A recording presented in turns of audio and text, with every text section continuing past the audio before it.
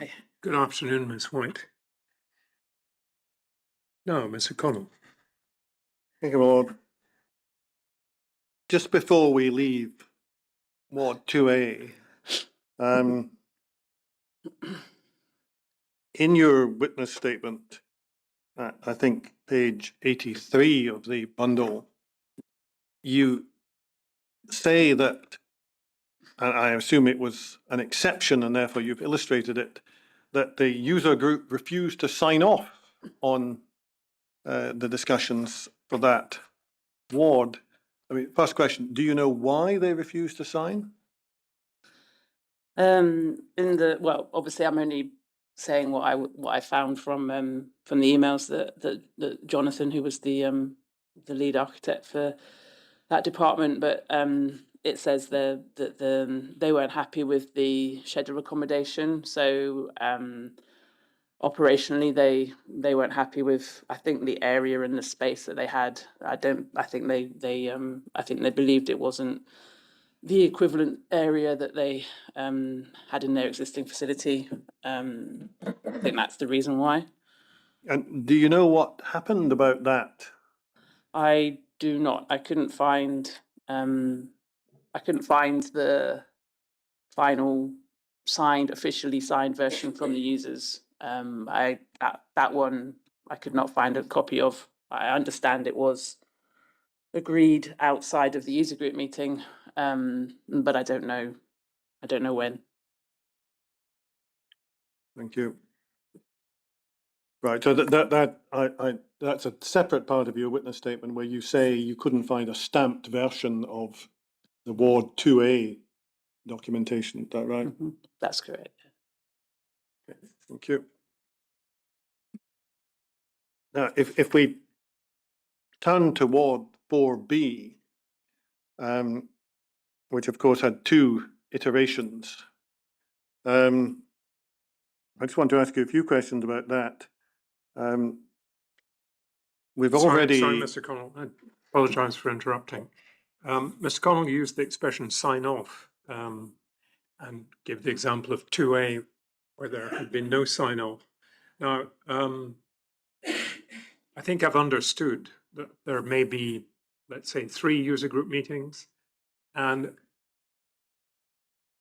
was there some sort of formal procedure at the end of the meeting to indicate something or other? Yeah. So at the end of each meeting, the architect would mark up a drawing as a record of the comments that were affecting the plan layout. In some instances, there was a lot of redrawing to be done. You saw the sketch examples, and then that there were. I wouldn't call them full minutes, but there was action points that were recorded by the NHS and returned to us, and then you would review those in the next meeting, and then the NHS had a procedure with a design acceptance form, and those design acceptance forms were supposed to be signed off by the lead of that particular user group as a record for them internally, and they normally would send that back to us as a record. Right, so there's a pro forma to be completed on behalf of GGC indicating what? It was their pro forma, so they. I think it's somewhere in there is a version I gave you a copy of. It was their pro forma to indicate that they had consulted the correct stakeholders and that they were happy with the layout, and they were accepting it as what they would accept as a design for their department before it went to the next stage. And do I also understand from your earlier questions and answers that a drawing would also be physically initialed? Yes, we would like to have. We normally try to get a signature or wet signature on a drawing as a record as well. So you'll find lots of versions of the drawings that would have a signature from those who attended the meeting itself. and then those design acceptance forms came afterwards as a record. Thank you. If we go to 4B, we know that that's a ward, because we touched on the clinical output specification earlier today, where there's a reference to the needs of lots of people who are immunocompromised. And we know there's no ADB sheet for immunocompromised. We've been through that discussion. One of the issues that arises in relation to 4B, given the clinical output specification, is whether it should have been designed with 10 air changes an hour. Now, are you able to assist us as to why that did or did not happen? Sorry, Mr. Connell, my fault. I didn't hear the full question. Uh, Whether designed, With whether, why it wasn't designed with 10 air changes an hour?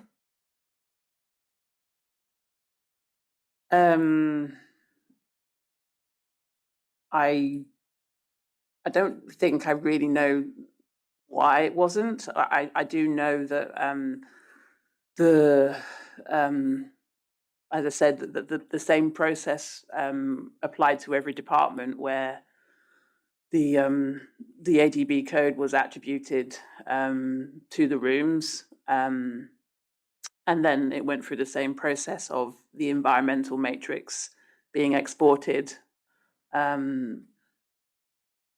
don't know why they didn't just default to 10 air changes at the beginning, but I do know from user group meeting 1 that there was a big discussion about whether that unit would actually come to this project or come to the building. So I'm not sure whether that became something where they didn't interrogate the detail for a period of time. But yes, I don't know why it wasn't 10 air changes that was applied by M&E.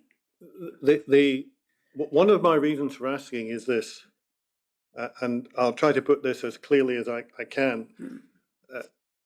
We know that when it came for 4B to be subject of a requested change,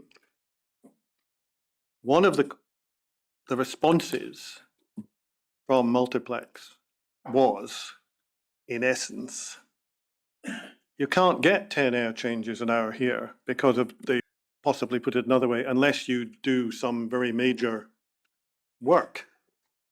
So I'm just wondering whether once you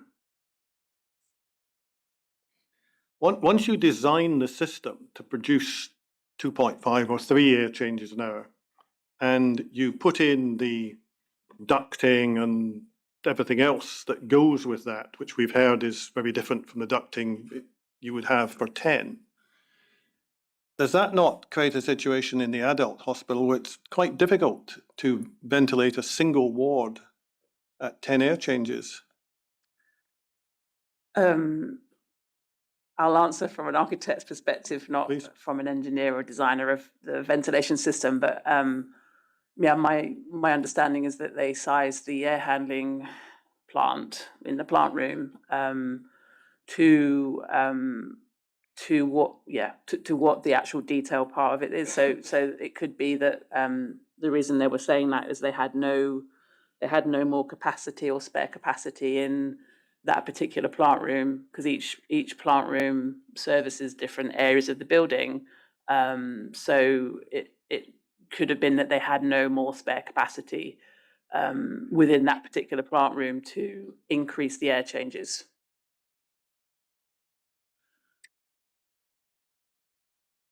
So from an architect's perspective, does that mean it would have been possible to design the plant rooms, etc., to provide 10 air changes an hour to Ward 4B, had that been the desired intention? I couldn't tell you whether there was enough space in the plant room for the plant. You'd have to ask the designers of the plant room, but in theory, they should be able to have adequate plant or spare capacity in the plant.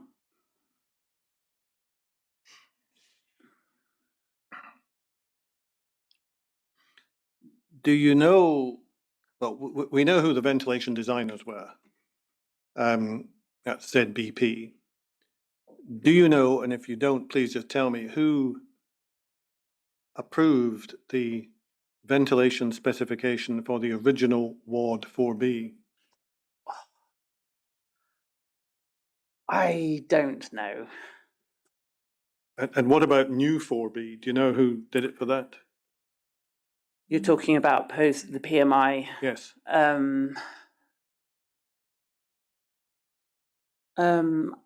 I wasn't involved on a day-to-day basis at that time, so I don't know exactly who was directing that PMI.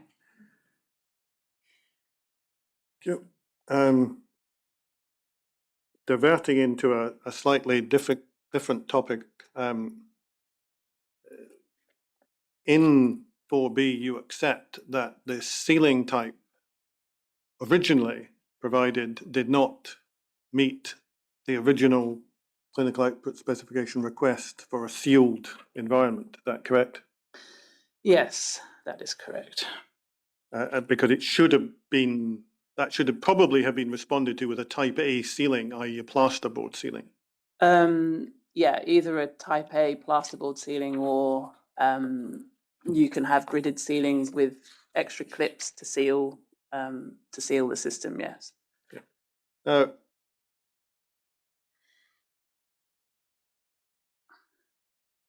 In your witness statement, in effect, you accept this was something that shouldn't have happened.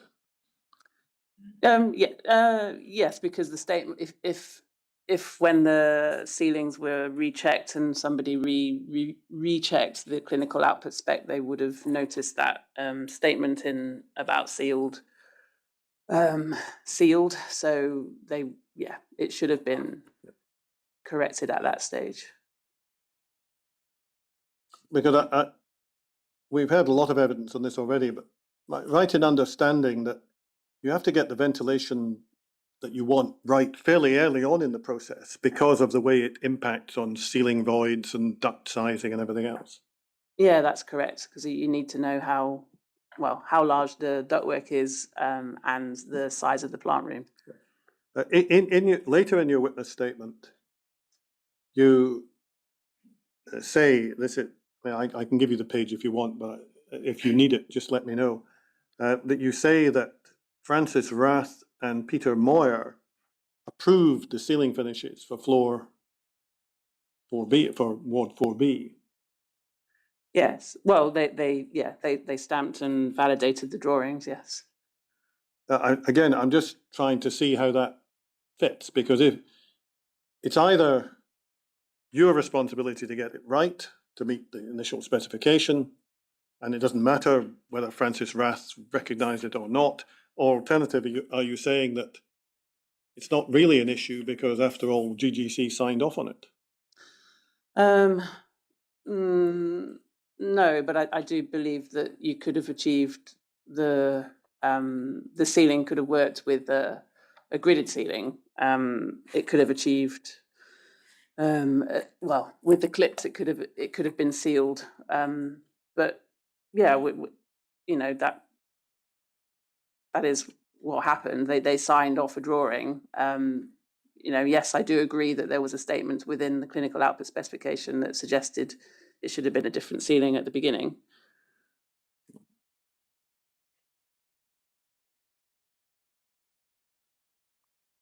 Can I ask you something that has been puzzling some of us, and help us if you can. If you can't, please just say. When the clinical output specification for Ward 4B was drawn up, and we've discussed it, it sets out to create, shall we say, a protective environment for the people using that proposed ward. That's my phrase. An environment which has certain features designed to better assist the people who are having to use it. which is different from a standard ward. When the time came for an application to be made to change this to accommodate the BMT unit, and you remember that sequence of events, at least in outline,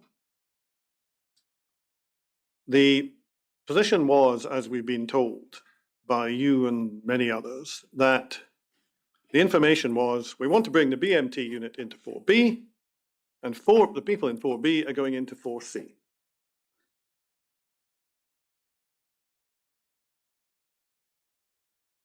Is that what you recollect? I think I think my understanding of 4B and 4C are maybe not the same as the understanding that is 4B and 4C now. If you look at page, well, I don't know, 220 on this document here. So the best way I can describe it is through this simple diagram. My understanding of what was hematology, oncology, and BMT was all contained within the purple area 103. And when you start talking about 4C, I'm unclear whether you're talking about the department of everything inside 103 or you're talking about another wing, which could be 101. This is something that confused me with some of the questions because I knew that hematology oncology ward, including BMT, were within that purple zone.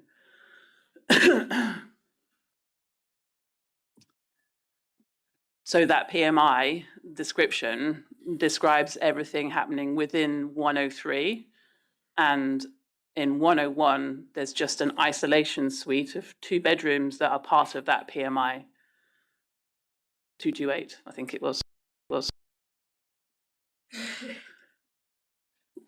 Were the proposed patients for 4B not being moved into what had previously been designated as a renal ward? I'm just explaining when we were doing the work, or when I reviewed the work between 4B and 4C, I am, PMI 228, the terminology of ward 4B and 4C, that came after, when the building was opened. So my understanding of what I thought is 4B is all contained within hematology oncology ward 103, which had originally 14 bedrooms at the beginning, and then 10 bedrooms from user group meeting 1 feedback. So half of that 103 was outside, and then PMI 228 instructed the rest of the bedrooms that were inside the purple zone to become part of 103 again, as in terms of what 4B. So I don't know whether when they call 4B and 4C, whether they're both within the purple zone, if that makes any sense to you. Well, if I can ask you to look at around page 215 of your statement. Let's see if I can find the right section. Paragraph starting, my understanding is that Ward C was designed, might be on 6. It's probably on the next stitch. 7? Yeah. See, on page 217 of the statement, you say, my understanding is that Ward 4C was designed as a renal ward following a particular specification. Because the question I'm trying to get at is that everybody seems to say, what we were told was, we're going to move the people at 4B and we put them in this other area called 4C, which was previously a renal ward. And does that not suggest that the people who needed a protective environment in 4B needed a protective environment when they were moved somewhere else? Yes, but I like I said, I don't know whether when they talk about 4B and 4C, whether the split was the 103, had the PMI 228 that we were involved with during construction was only only encompassing bedrooms in 103. So user group meeting 1 up to the point of the PMI 228 instruction, half of 103 was designed for hematology oncology. The other half of 103, there's a split down the middle of that ward wing, was designed for renal, where we were told to, you know, take out hematology oncology and just design the beds for generic inpatient renal. Yeah. So I have to admit, I am unclear when you say,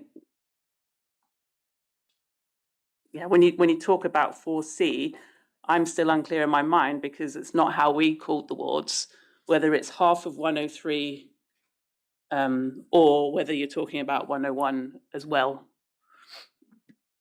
And I think I could, if it's possible for you to clarify with the NHS how they've redesignated the naming of the wards from the design stage. I'm simply trying to come back to the same question in a way that. But it's the same answer either way. To your question, the half of 103 that was part of PMI 28 was not designed for hematology oncology after user group meeting 1, and it got changed to be the same as the rest of hematology oncology in PMI 228. And on that diagram on page 220, the blue 101 was designed as a renal ward.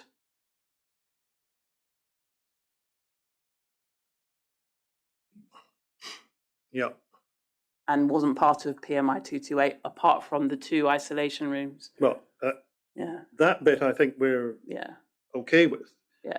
The broader question I'm trying to ask, coming away from what was in the change order for the moment, is if you're the recipient of an instruction or a suggested instruction, because that's what it would be at the start, the general effect of which is we want to change the use of a part to, let me call it upgrade it for the moment, to accommodate the BMT unit. And what we're going to do with the hemato-oncology patients that we were previously going to be occupying that area is move them into another area. Then that would suggest that that second area, whatever designation it had at the time, needed a protective environment. I was just trying to work out whether the answer is, well, we won't do any work unless somebody specifically tells us to do it, or the answer is, well, once we're told that, it's our job to say, well, you'll need a protective environment here. I think what you're talking about is work that took place after the building was handed over, if you're talking about the renal ward after, because PMI 228 occurred during construction, and it was handed over, as 103 was handed over, all with the intent of being hematology oncology / BMT in 103. So there were no patients in the building. It was still a construction site being built.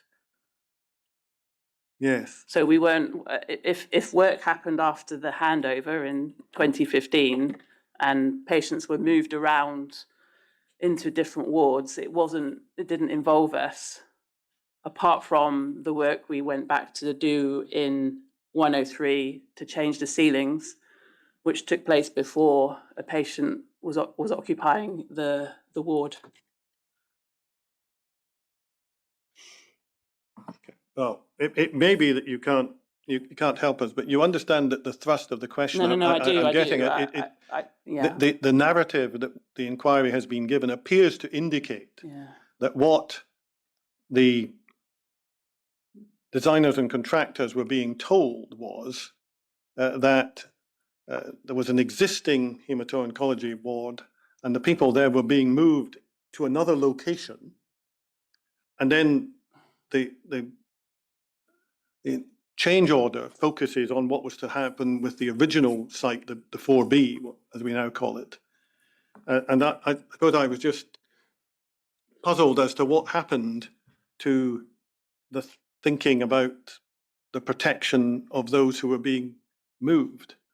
Yeah, but you're correct. If there was work after handover, No, this is not. This is at the time of the change order.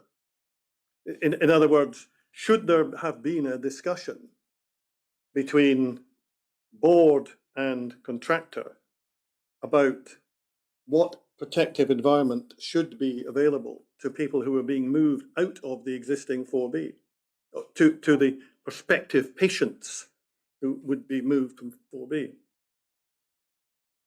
I'm not sure I actually understand. You talking about during construction? Yes. I think the instruction that we received, we sat in, I've seen the drawings and I think I shared the markups that were discussed. I wasn't party to those meetings, I wasn't on, but I've seen the record of the meetings and the programme of the PMI 228, and I think it clearly demonstrated where they were expecting the rest of 103 to be the same. There was an asterisk about HEPA filtered, designed to the same standard as hematology oncology. That's what I saw in the markup drawings. And the chill beams that were previously in 103, when half of that ward was renal, were omitted as part of the work. Well, we're obviously stuck with the definitional question of what's 4B and what is 4C. Yeah, I think so, because I'm not entirely sure that 4C. I think what happened is 4C might be in the zone 101 on that drawing, and that further work took place afterwards. So that when you say in your witness statement that Ward 4C was designed as a renal ward, that's not correct. Well, this is what I mean. When I started looking at them, I couldn't understand why there were statements saying there were chill beams, because when I checked 103, there were no chill beams, but 101 had chill beams. And then when I started to look at the ZBP drawings, I started to realise that maybe my understanding of 4C was not the same, because I couldn't understand why you'd be saying that there were chill beams. So it meant to me that there was something that I didn't quite understand, maybe how they designated the wards after handover. But my understanding was 103 was, 2 wards in one finger. Do we know the date of the drawing you have on 220?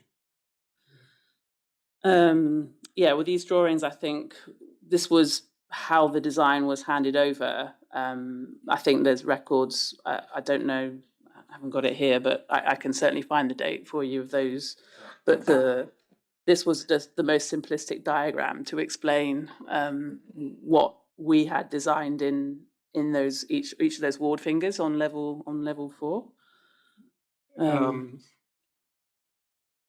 Would this have been designed by 2011 or? Yeah, well, the changes happened during 2012 or 13. My memory of the change that brought the what we've been describing as the BMT ward or 4B to the Queen Elizabeth was that my recollection is that it's in 2013. Yeah, so it was PMI 228. Yeah, that's correct. So So 103, I think this data drawing, it could either be at the very beginning when everything was in the purple zone, or it could be at the very end, I don't know, but it was split down the middle. And you had hematology oncology on one side. If we had a detailed 1 to 200 plan, I could explain it to you, but half of the ward was hematology oncology, and the other half of, when I say a ward, I'm talking about one of those legs, because it's 28 beds in that one leg, that there were originally 14 bedrooms in that one leg of 28 that were haematology oncology. It got reduced to 10, and then PMI 228 then put all the rest of those rooms in purple back into haematology oncology / BMT. So, and that's when ZBP changed the design for the half that had been redesignated renal. That's probably confusing to you, I know, I'm sorry, but Can we just, But your recollection is that the purple finger 103 was divided into two separate wards, or may have been. it was two. It was two separate wards at the beginning, and 14 bedrooms became 10 bedrooms at user group meeting 1 to 2, and then PMI 228 put the more bedrooms back into 103, so they occupied the entire purple piece at the end of PMI 228. And that was my, I mean, I might be wrong here, but I thought that was haematology oncology and BMT in the same whole finger. Right. Mr. Connell. can I just ask you to look at page 212 of the witness statement that will come up now? Just so you're clear where I'm getting the phraseology I'm using from. You see about the middle of the page, following a change order request in July 2013, it was confirmed the bone marrow transplant service would transfer to Ward 4B, and the haematology patients that were originally planned to accommodate Ward 4B to 4 would move to 4C. Mm-hmm. Now, at least on the face of it, that suggests, before you get into discussing change orders and contractual payments and all that stuff, it suggests two areas need consideration of the environment. One is, well, what do we need to do on 4B to bring it up to whatever standard you want for the BMT service? And secondly, what do we need to do to what you're describing here as 4C, because we're moving people who had a special environment in 4B into 4C. And do you recollect anyone discussing the environment, as it were, moving the 4B environment to 4C? I mean, I think as I said, I wasn't involved in this part of the project at this stage. I wasn't on a day-to-day working on the project, but when I reviewed the markup drawings that we developed, somebody in my team developed with the client, and then I think Multiplex had the little program. It demonstrated on the program that they were to discuss the ventilation requirements in the process, but I couldn't see any minutes of meetings of what was discussed. So all I could see was what I could find. So I have no recollection unfortunately, to bring to the table there, but it did suggest that they had discussed the ventilation.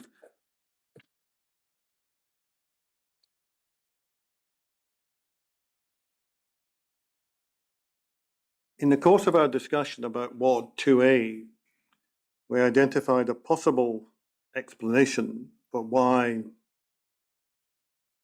an area that was originally envisaged to be in a particular form might not have ended up that way and might have ended up with just generic rooms.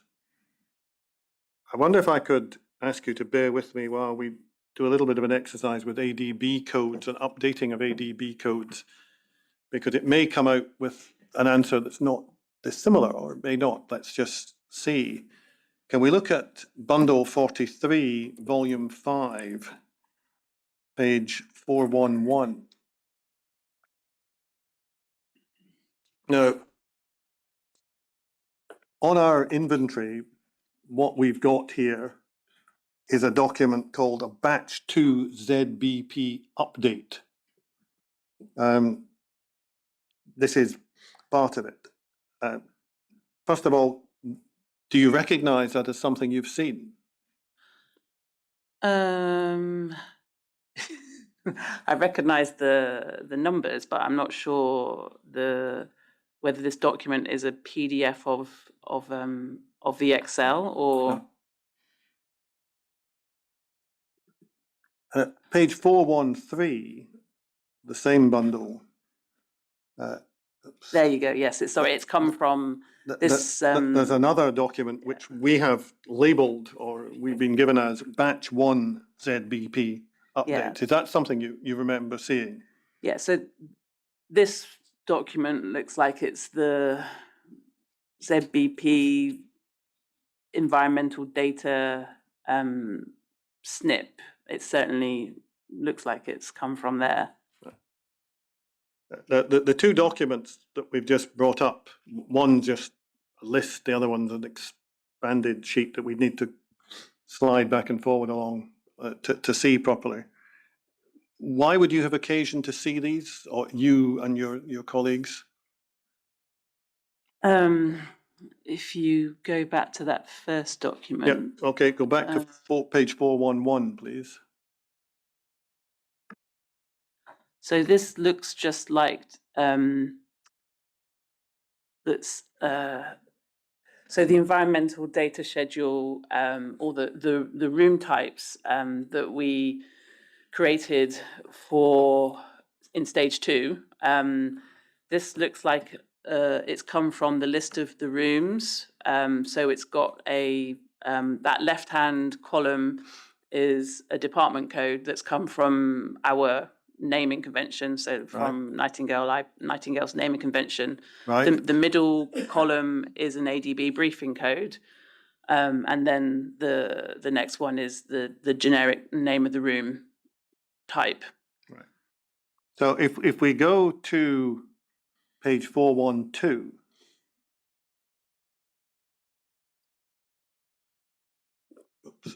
at the top of the page,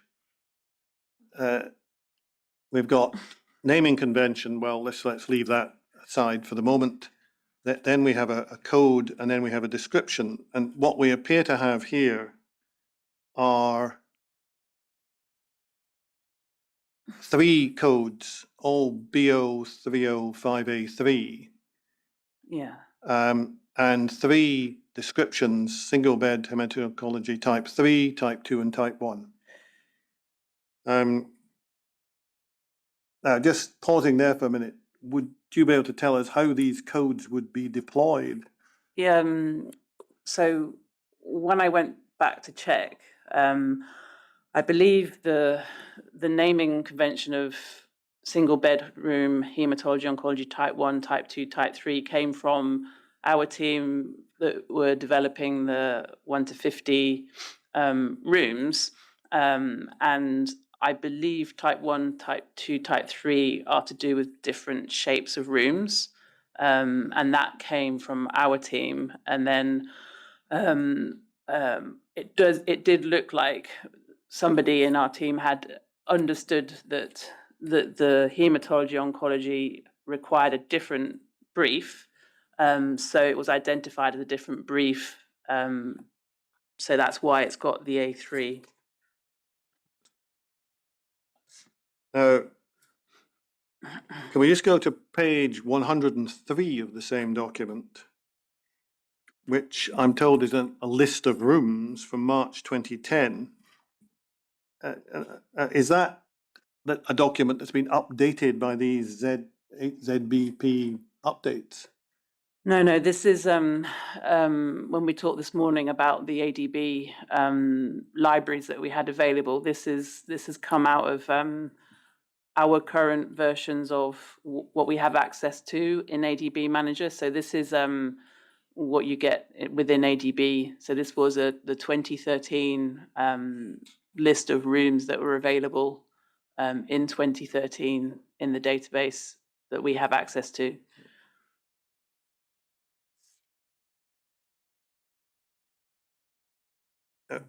Can we go to page 413? This is where we'll need to scroll across so we can see the content of the document. This is a list of rooms with specifications. Yeah. And if we can find them, there are, I think, 2 rooms with the designation BO305A3. If we can just find that. Yeah, just coming off the base there. Single bedroom 1, single bedroom 7. And then there's a reference to temperature in the middle. And then on the right-hand side, we can just picking up that the ventilation column appears to be what we're taking for the moment as a standard 40 litres a second, balanced or negative, etc. Does that perhaps suggest to us that the original intention of creating a hemato-oncology label code, which would have different attributes, hasn't actually found its way into this document? I I think it hasn't, but the example that we've got on the screen here are actually the generic bedrooms. But I think when I looked at the ZBP schedule, that the hematology oncology bedrooms, they filled out the same environmental information on those bedrooms as well. So in terms of what was put in the room data sheet, it did appear that they'd basically applied the same environmental brief to the hematology oncology bedrooms. But when I looked at their ventilation drawings, it actually wasn't. They had designed it at 40 litres, I think, per second. So there was some information that hadn't been updated or hadn't been addressed properly in this document. So 40 litres a second is what I might describe as the standard specification. yeah. So when I looked at because the M&E ventilation drawings, when I looked at those drawings to see what was actually designed to, that hematology oncology ward was designed to, I think it was 80 litres per second.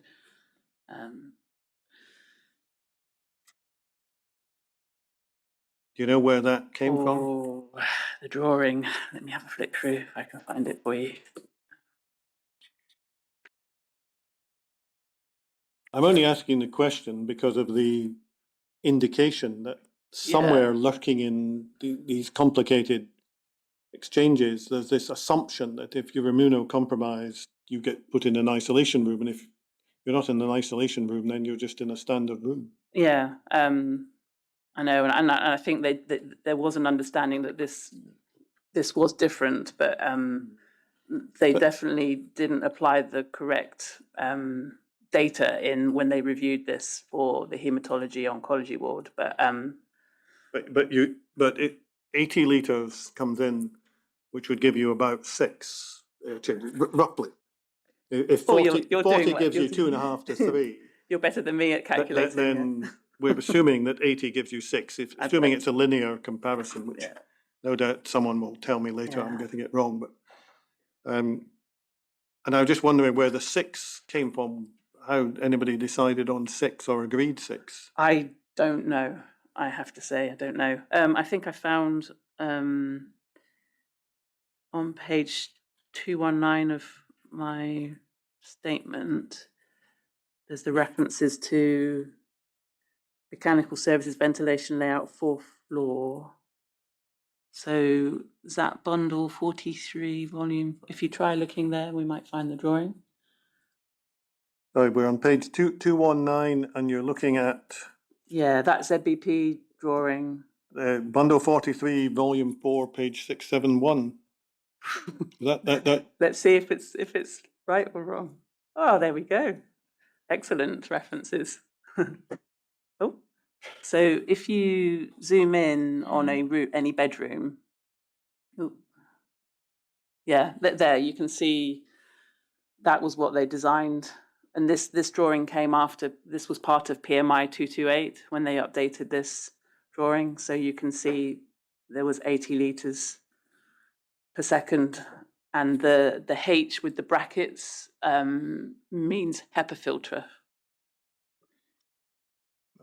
My fault, Mr. Connell. I didn't get the bundle page number of the drawing we're looking at present.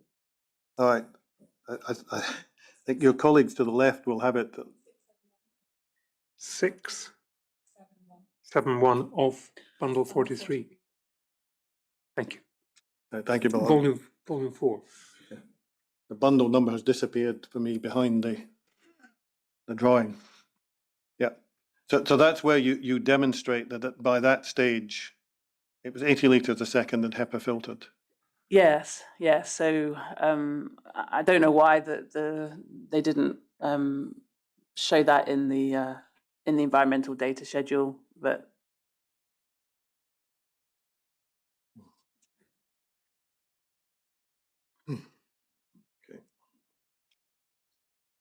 Okay. We'll leave that drawing. Thank you very much. Can I ask you a general question?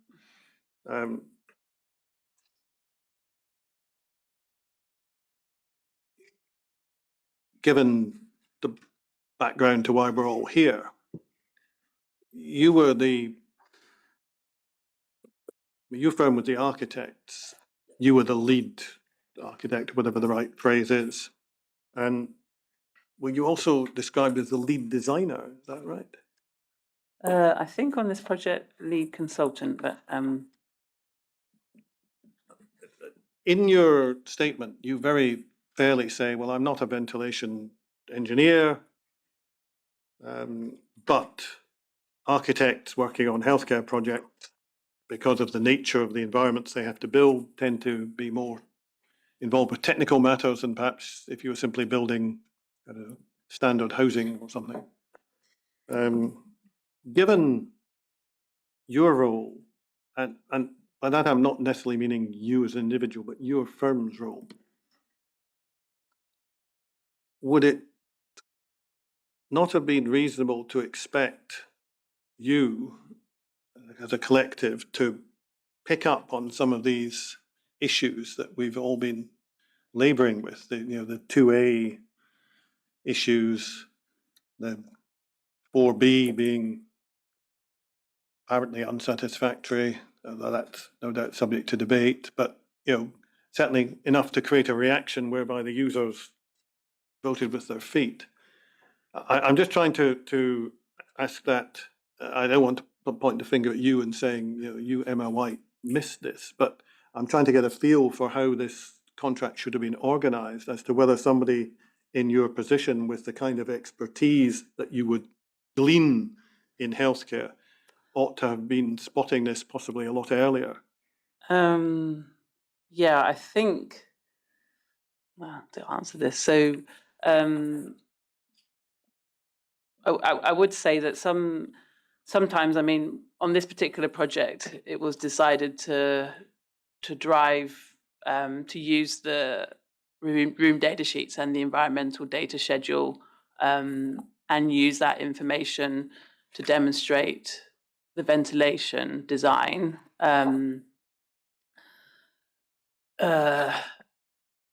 In my experiences, certainly post this project, and I prefer the information to be more clearly demonstrated on a drawing. So,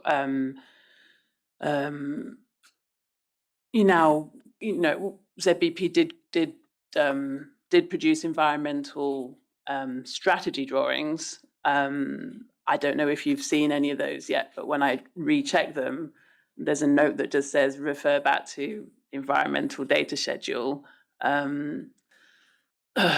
The reason I say that is that I think,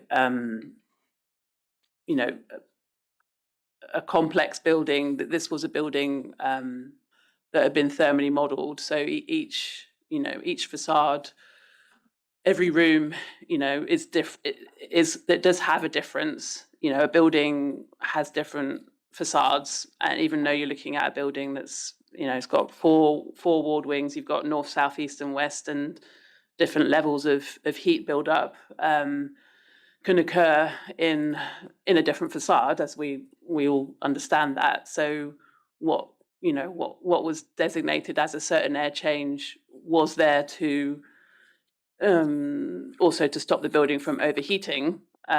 So yeah, I think. Yeah, I think the information would have been better demonstrated on a drawing. I think it's quite hard with the voluminous nature of the room data sheets and the environmental data for anyone to see some of this information if you're not, you know, going to look at it, or you know where to find it. And as the demonstration of that 4A, the hematology oncology room data shows you that it actually wasn't updated to what they actually had designed. So yeah, I would probably say I would yeah, I prefer now not to rely upon a room data sheet, which is normally used as a briefing document. And I think the design and the drawings need to more clearly demonstrate the design.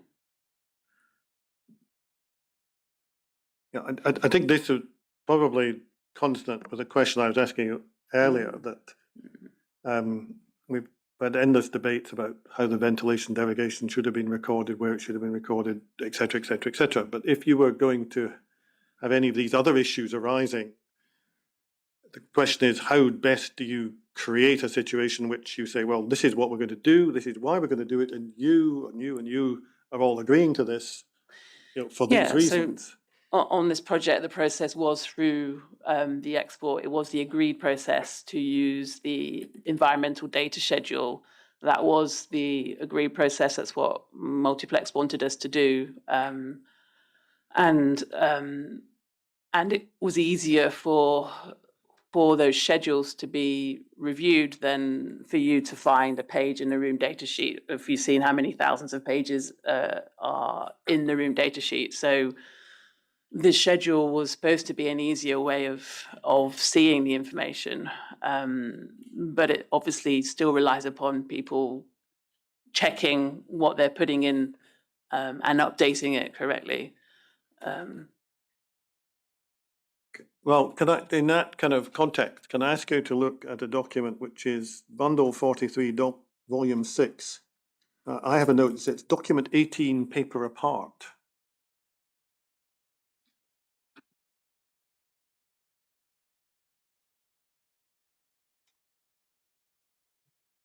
It should be a kind of spreadsheet type document.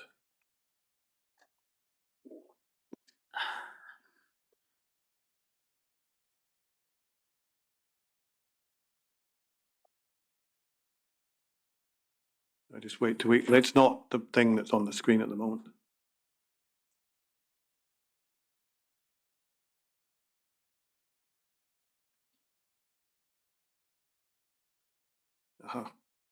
Oh, okay. Now, well, maybe you can read it, but I can't. We'll need to expand it. Yeah, I don't know what this is. So I suppose the question is, do you know what that is? I do. Yeah. And what is it? So this is. Remember, I was describing the M&E workshops and the review of the environmental data schedules. Yep. So this is a document that was prepared, and it shows. These were the meetings we weren't in, but Brookfield, and I'm not sure if you have Julie Miller coming to the hearing or not, but she used this document to go through each one of those environmental data schedules to recheck both the comments that they'd received from the NHS and Multiplex's own comments on the data. So they were sending this back to ourselves. So there's an NA comment here and our comment saying, you know, ZBP need to provide the updated information. So is this, and I'm not meaning this in the critical way, essentially an internal document to the Multiplex group, those working on the Multiplex side of the fence? I believe it was shared with the NHS team. This was the recording of the M&E technical workshops when they reviewed the outstanding comments on the room data sheets in relation to the environmental data. And do you know who, I mean, it doesn't tell us, who's making what are described as the board comments? Unfortunately, I don't think I know the answer to that one. The Brookfield comment, I know the process was led by Julie Miller, but it probably would have been Julie Miller and Ken Hall working through this. I don't know who board comment was attributed to. If you have one of those two coming in the next couple of weeks, they might be able to remember who. Yeah. Okay. Thank you. Completely random question. Do you know anything about the board project risk register? No. Okay, no, I thought that might be your answer, but I was asked to Yeah. ask the question. Yeah, we weren't always shared some. In fact, even sometimes the multiplex risk register we didn't see either. But I haven't seen the board one. Right.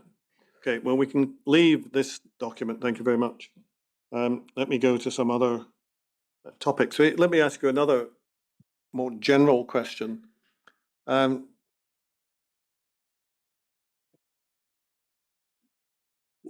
of the challenges of the modern world is we're all doing stuff electronically. Things are being sent from here to there, extracted from and returned to other documents and so on and so forth. If you're trying to create a special hospital environment for a particular patient cohort, do you think it would be useful for those involved in that design process to visit the existing environment, which is said to be what is desired in the new location? For instance, in this case, the existing Schiehallion ward or the existing Beatson unit. I'm just asking the general question because in the old days, somebody with a clipboard would have gone off to them and wandered around and done some measurements and written it all down and come back and said, that's what we're being asked to build here. But I just wonder whether that kind of practical process has got a bit lost. I don't know. Tell me. Yeah, I'm the one that was doing the processes, but I have seen that in some departments that our architects asked to visit. I think it was renal actually. They asked to see the existing facility. I wouldn't disagree that it would have been a beneficial to go to visit the existing facility, and we do normally do that. I don't know if our architect for the Schiehallion went. I'm sure they did go on a visit, but I don't know if they went to see that actual department. I'm not sure. Obviously, it would have been, quite restricted access from the patient for the patient group. Its perspective. But yes, it would be. And normally is good practice to go and see what the existing facility is, notwithstanding the fact that it might not represent exactly how you would ideally design something, but it would give you a good idea. And you might be converting from an older building to a more modern building and so on. Yeah. But if you're given a clinical output specification that doesn't have, reams of ventilation, air changes and all that kind of stuff, one way of finding out what the user wants would be to go and visit the site and investigate there. Would that be fair? Yes. I want to ask you just a little bit about another topic that I know is not directly your responsibility. We're going to touch on chill beams a little bit, but and the famous M&E log, which you are not responsible for creating, but you've done quite a lot of work in your statement of trying to find out to the best of your ability what happened, when, and how. The first question I have is this. If somebody decides to alter the maximum temperature variant, as it was usually called, this change from 28 degrees to 26. Would it be obvious to anyone making that decision that it could have knock-on effects on other things? Because usually things do, they don't just Yeah. exist in isolation. I don't think it would have been obvious to them. I know what you're referring to here, but yeah, I don't believe it would have been obvious to them. I think I said it in my statement. I do know that they experienced overheating in the existing wards, and they were concerned about that. And I think that's probably why they lowered the standard, and obviously subsequently that created other technical problems. Am I right in thinking that the they in that answer is the user, GGC users? It wasn't the users. I think it was within the employer's requirements. So the GGH team, project team, I think they were trying to address estate issues that they were having in existing estates, and they were concerned on overheating. So Right. So it wouldn't be so it wouldn't have been obvious to the GGC project team. I can't see how it could have been obvious to them, because I think you would only know any potential impacts through a thermal model or something that an engineer could develop. So yeah, I can't think how you could. Yeah, I don't believe they could have foreseen that. Thank you. I suppose they might have done a risk assessment or something like that. Yeah, I think possibly, but if I try and think, if I was in that position back then, would you have known? Could you have known? I'm not sure. I'm not sure it would, like you say, I'm not sure it would have been obvious, but you probably would have, like you say, if you added it as somewhere in your documentation with a risk, possibly. But I'm not sure they would have understood the risk. I guess is what I'm saying. I guess only their technical team could have, at that time, advised them if there was a risk. Because you're very fairly pointing out that when you tried to work out as best you could from interrogating the available material what had happened over the ventilation derogation and why, the impact of the change in the temperature variant seemed to play quite large. Is that correct? Yeah, it does appear that it was a big influencing factor, because I think you can see from what I found that the ZBP tried with the ward tower, what we had in the bid stage, they tried to achieve what was stipulated in terms of air changes, and they couldn't technically make it work without adjusting the overall design.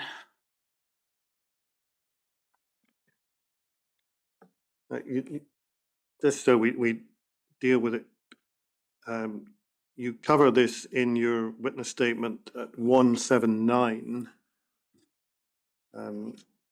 Sorry, back a bit. It must be 180. Yeah, and in fact, you go through this in quite a lot of detail in your witness statement and endeavour to set out what you'll be able to find out about what the reasoning was. Part of the issue for the inquiry, of course, is that we know what the log says. And one can debate whether the log is the right place to put something like that in, but we know what the log says, but we've not been able to track communications elsewhere within the board structure beyond, basically, we're told that the project team knew about it. Can you help us at all from your researches as to who was aware of this at the time? So I think I've described how, how I knew about it was from the Project Bible and, being told this was the agreed, derogation on ventilation. And then I saw it when I went back to the history. I saw it being changed at the beginning on the room data sheets in the data sheets that even Tribal were preparing at the beginning. I can only assume, based on what I saw in the documentation, that you wouldn't have agreed that without reviewing it with technical advisors. So I couldn't say exactly who would have known, but I would have been surprised if it wasn't. As I named, Alan Seaborn and Peter Moyer would have been aware. They were the ones that were managing the contract part. They had discussions directly with Multiplex. We were obviously not involved in any of those contract discussions. I don't know who else.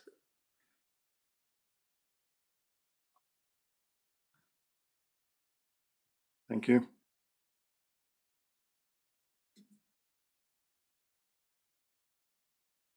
And on the question of chilled beams,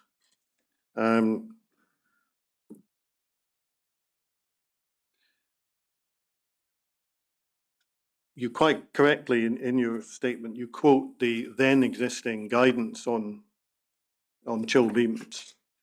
And the only question I have about that, which appears on page 60 of your statement, so we better, in fairness to you, bring that up. You see the little quotation you've conveniently put in there. It says, chilled beam units should be easily accessible for cleaning and maintenance. I mean, one can see that in an open area or corridor or something. But if you're envisaging a single bedded room with a very ill patient in it, does that not immediately raise alarm bells? No different to a light fitting or a ventilation grill. They're all in the ceiling and they need to be maintained. But no, not from. I have to say, definitely at this time, my knowledge of chill beams was less. But there's it wouldn't have highlighted anything to me other than the fact that we know, ceiling mounted equipment needs to be accessible. The chilled beam is perhaps might be said to be rather obviously different from a grill, because a grill is simply a passive piece of metal or plastic, doesn't matter. A chilled beam has a water component to it, and it is designed, if it's an active chilled beam, to actually have a motor doing something. So does it not pose a different issue to simply a grill or a light fitting? Sorry, you allowed your voice to drop. Sorry, does it not pose a different issue to a simple grill or light fitting? Yes, but if you think about a radiant panel, which is also in the ceiling, a radiant panel has heating elements in it. I think would not as not as much probably accessible requirements as a chill beam. I'm not an expert on this, but I would have thought they were similar maintenance requirements. But it hadn't crossed my mind that it would be an issue.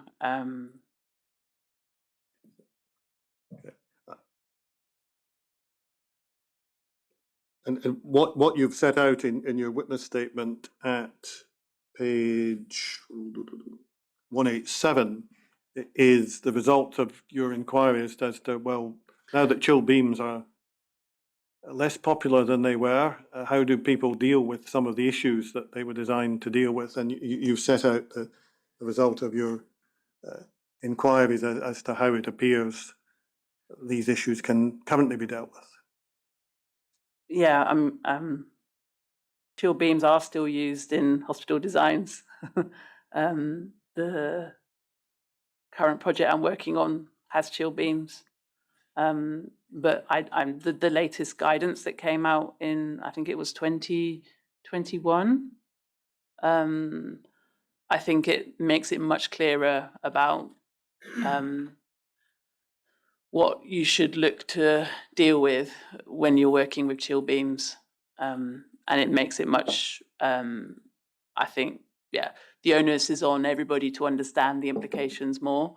It doesn't say you can't use them, but it says more about you must, understand and risk assess the use of chill beams.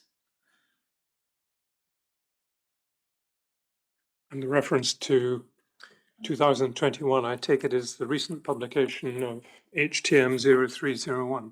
Yeah. Yeah, that's correct. I've got some other questions I've been asked to raise with you. So if you can just bear with me, I have a feeling some of them you may actually have covered somewhere in your witness statement. And if I don't immediately have the page reference, then my apologies. The first question that I've been asked to put to you as well was the ventilation derogation based on the summer temperature. Now you've told us the influence of the temperature variant on it. BREEAM, do I understand your position to be, so far as you've been able to find out an answer, it didn't seem to be the main driver for the derogation? I don't think it was, because on the same page you've got open here, actually, it says, we didn't go for all the credits available for BREEAM for thermal, ventilation. I don't think it was such an issue. I think the temperature was, the thermal part of it was BREEAM, I think was achievable. But in fact, you question whether the CO2 target can be met, but you think BREEAM's a different kettle of fish. Yeah, although the CO2 target is obviously embedded in BREEAM, the CO2 target of 80 kilograms was challenging, and now we have to do zero carbon. So there's even bigger challenges now with healthcare design. But yeah, at the time, the 80 kilograms was challenging to achieve. And then when you threw that temperature issue in, then it did become a problem. Can I just ask you a question which links into another point I want to put to you shortly? Can I ask you to look at bundle 26 at page 202, which is an extract from the employer's requirements, section 5.6.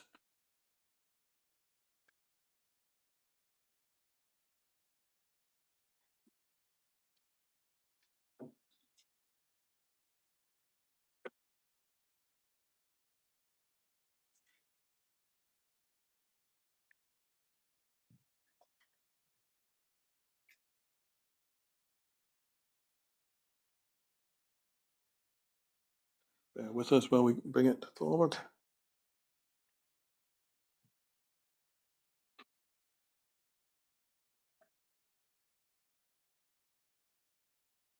(202). See in the middle of the page, the statement, prevention and control of infection shall remain a primary consideration of the contractor in the design and construction of the works.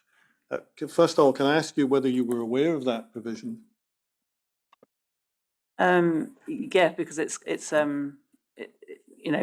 sort of statement here is a standard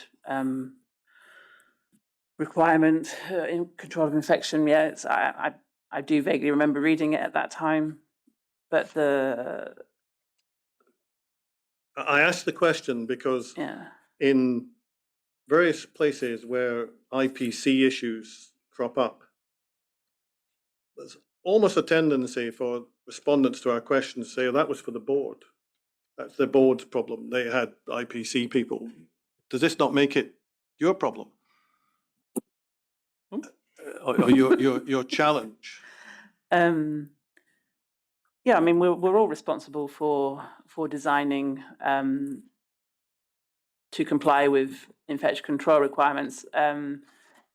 You How do you go about in bringing that in, as it were, on Yeah, your side of the fence? so normally, and in this case, it did happen on this project too, that you have a representative from the client's infection control team in the meetings, and we would always ask for that so that they're part of the design process in the same way FM facilities managers, somebody from that side is also involved. So if you read the rest of this 5.6.1, it talks about movement of goods and segregation, clean and dirty food trolleys. So this is more about the lift cores, and so we design FM lifts that are separate from patient lifts, that are separate from lifts that you would move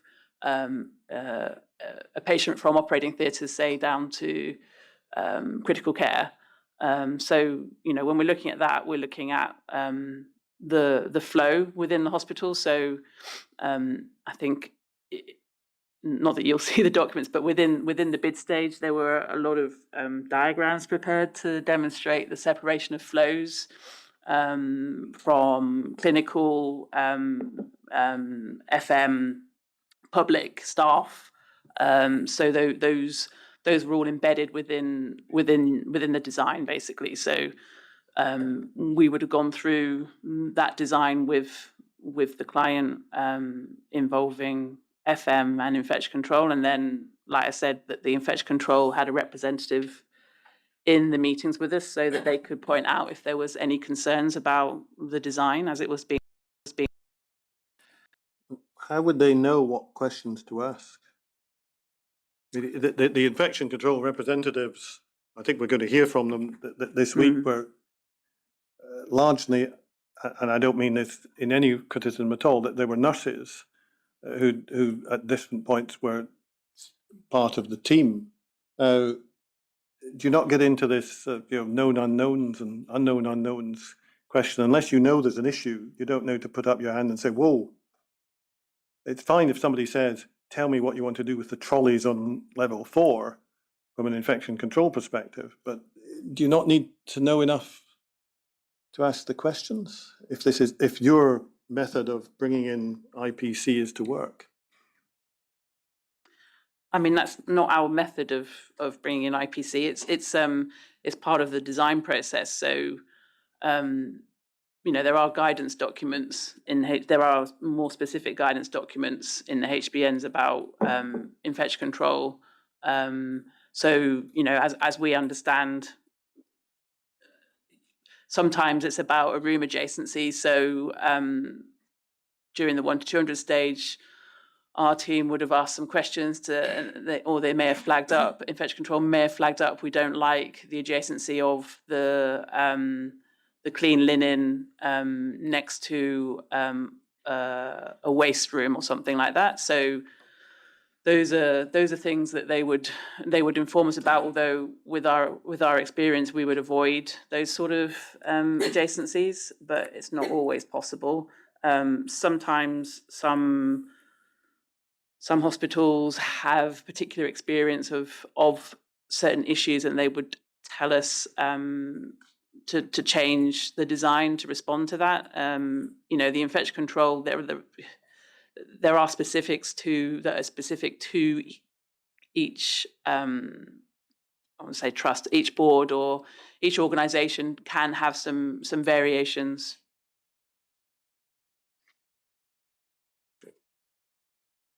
So I'm not sure if I answered the question, but I think we're all responsible for designing to prevent control of infection. But as designers, we don't necessarily know, where they've had issues in the past, and having somebody that's working with the organisation helps us understand that we may need to change something that is not is specific to their organisation, or that they can find something that they have more expertise in some things than we do as designers. Yeah. So far as the ventilation derogation is concerned, you were not involved in that process. You've simply tried to find out what happened. Were you able to find any risk assessments anyone did? I couldn't. No, I didn't see anything in the records. And I take it from that answer that you looked. I did look, and when this first came up in whenever it was 2020, 2021, when we first started, and I tried to look at that. I hadn't gone in look at as much research as I've done recently, and I didn't understand the derogation either. So I will admit that I in that time period I had also not appreciated that derogation existed back then. Only when I rechecked it, I realised it was because it wasn't. I will admit it's not normal, and multiplex did not.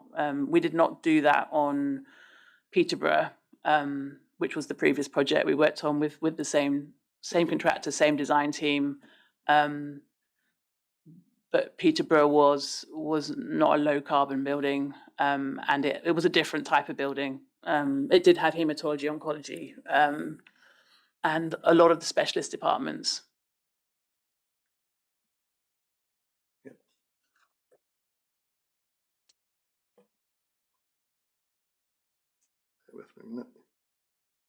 And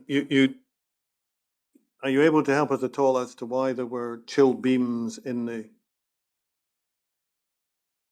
Ward 2A ward where there were immunocompromised children, where it had been concluded you shouldn't have them in the adult immunocompromised areas? I couldn't. I could only assume. I think what I've written in my statement was all I could assume from seeing the documentation again was that that the M&E team hadn't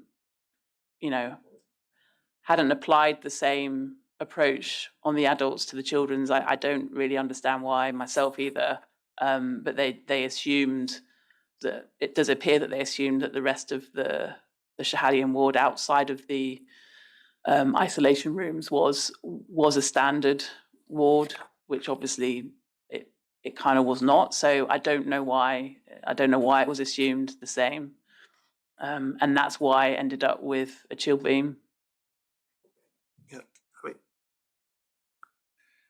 Earlier during your evidence, we've discussed this possible assumption that there are effectively two types of people. There's immunocompromised people who are put in an isolation room, and there's everybody else who isn't.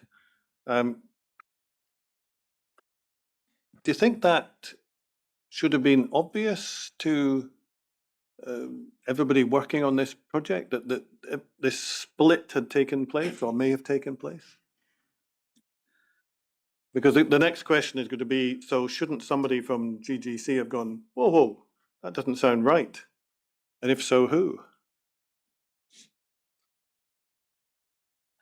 It's a long question. I'll come back to the start of it. We discussed the possibility that in effect you ended up with a sort of binary choice. You're either in an isolation room or you're not getting any special protection. Do you think that binary choice was evident during the design process? I don't think so. Yeah, when we say no protection, I mean the patients were in 100% single bedrooms, Yeah. so they weren't, and they were in a controlled ward.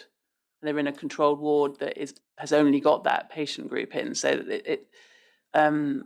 yeah, I don't know the rest. Sure.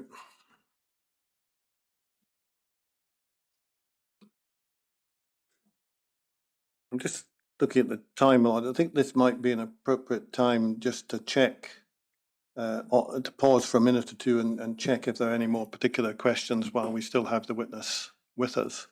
Right, we'll do that. Ms. White, what Mr. Connell now needs to do is to, as it were, check with the room to see if there's anything that he should have covered, which there's a wish to be covered. So there may be more questions, there may not be more questions. But could I ask you to return to the witness room, perhaps for 10 minutes, possibly for a little bit more, Okay. and then we'll ask you to come back and we'll find out what the situation is. Okay.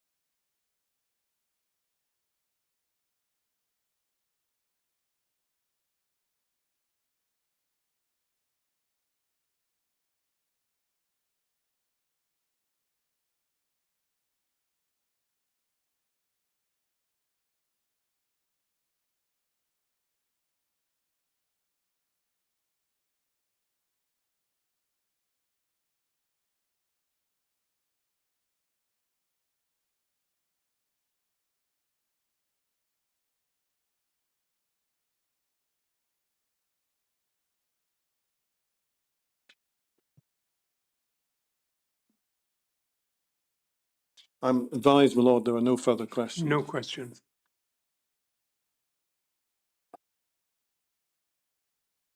I'll simply indicate to the witness a lot of issues are dealt with very fully in her statement. Yeah.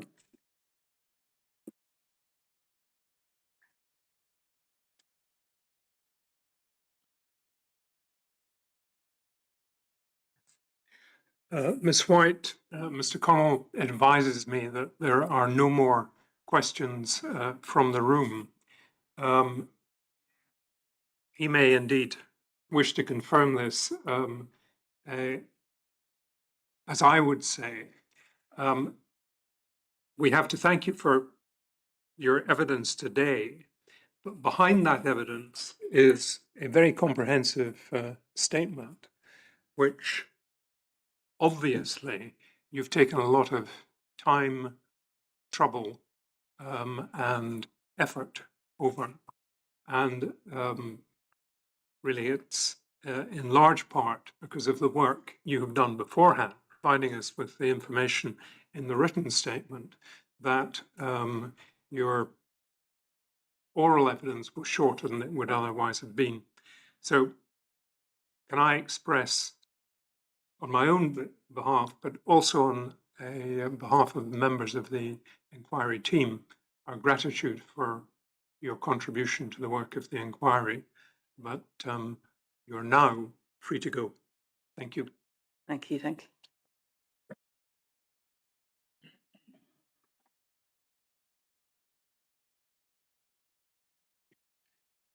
Now, my understanding is that we're in a position to resume tomorrow at 10 o'clock with perhaps Mr. McIntosh. Okay, Mr. McIntosh tomorrow, my lord. And is it Francis Roth or?